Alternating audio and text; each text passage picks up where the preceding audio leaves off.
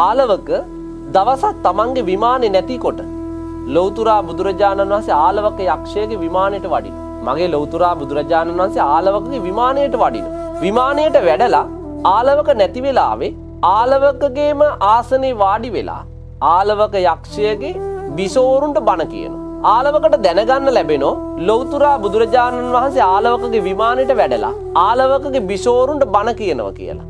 ආලවකට හොඳටම කේන්ති යනවා. කේන්ති ගිහපු ආලවක ලහි ලහියේ පැමිණෙනෝ තමන්ගේ විමානෙට. නිකන් නෙවෙයි එන්නේ.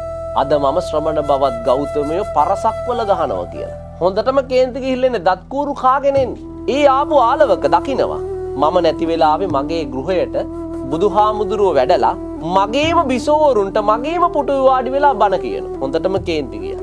විමානෙට ගොඩ වුණු ගමන් ආලවක කියනවා ශ්‍රමණ බවත් ගෞතම වහාම නික්ම යනු. මගේ ලෞතුරා බුදුහාමුදුරුව ආලවකගේ වචනයට කන් දීලා ආසනයෙන් නැගිටලා උන්වහන්සේ වැඩම කරනවා. ආලවකට සතුටුයි. මොකද්ද සතුට? ආලවක ලෞතුරා බුදුහාමුදුරුව ගැන අහලා තියෙනවා. බුදුරජාණන් වහන්සේ කියන්නේ පුරිස ධම්ම සාරථී බුදු ගුණයෙන් යුක්තයි.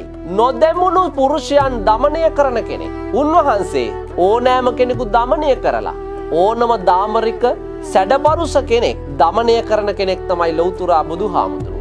හැබැයි එවැනි කෙනෙක් මගේ වචනයට බයි නැකිටලා ගියා. සතුටු නැද්ද?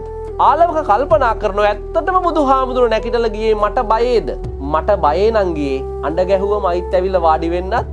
නැවත ආලවක කියනවා මගේ බුදුහාමුදුරුවන්ට පවිස සමනාති භෝගෝතම. ශ්‍රමණ බවත් ගෞතමය නැවත පිවිසිලා අසුන් ගන්න. මගේ බුදුහාමුදුරුව ආලවකගේ වචනට නැවත කන් දීලා ආලවකගේ ආලවක මන්දිරයට ඇවිල්ලා නැවත අසුන් ගත්තා. ආලවකට තව සතුටුයි. ආලවක නැවත මගේ බුදුහාමුදුරන්ට කියනවා නික්කම සමනාති භෝගෝතම.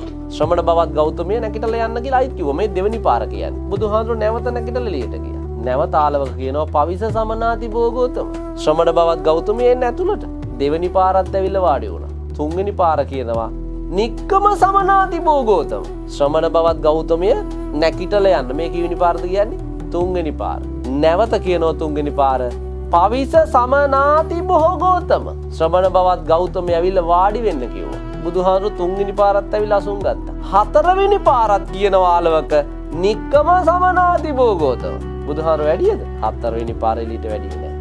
හතරවෙනි පාර තථාගතයන් වහන්සේ කියනවා දේශනා කරනවා ආලවකට ආලවක ඔබේ වචනයට මන් තුන් පාරක් අවනත වුණා. ඔබ කියන දේ මන් තුන් පාරක් කළා. දැන් ඔබ මම කියන දේ එක පාරක් අහගන්න. එහෙම දේශනා කරපු බුදුහාමුදුරුව ආලවකට ආලවක සූත්‍රය දේශනා කළා. ආලවක සූත්‍රය දේශනා කරලා ඉවරුණාම ආලවකට හරි සතුටුයි. ආලවකගේ සතුට කොච්චරද කියනවා නම් පින්වතුනි බුදුහාමුදුරන්ට ආලවක කියනවා භාග්‍යවතුන් වහන්සේ ඔබ වහන්සේගේ ධර්මයේ හරියට ආලෝකයක් නැතුව අන්ධකාරයේ අතක ගා ගිහපු මිනිහෙකුට ආලෝකයක් සැපෙවුවා වගේ මම්මුලා වෙලා හිටපු කෙනෙකුට පාර පෙන්නුවා වගේ. ඒ විතරද? උක්කුජ්ජිතං වා නික්කුජ්ජෙය්‍ය.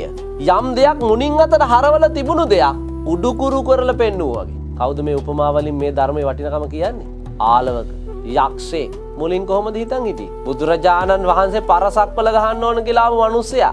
දැන් මේ ධර්මයේ වටිනකම තේරුම් අරගෙන ආලවක යක්ෂයා. හිතන්න එතකොට යක්ෂයෙක් වෙච්ච ආලවකට තේරුණු දේ මිනිස්සෙක් වුණු අපිට තාම තේරිච්ච නැති ධර්ම. අපිට උසස් මනසක් තියෙන මිනිස්සු වෙලා මේ වටින ධර්මයේ වටිනකම තාම හරියට තේරුනේ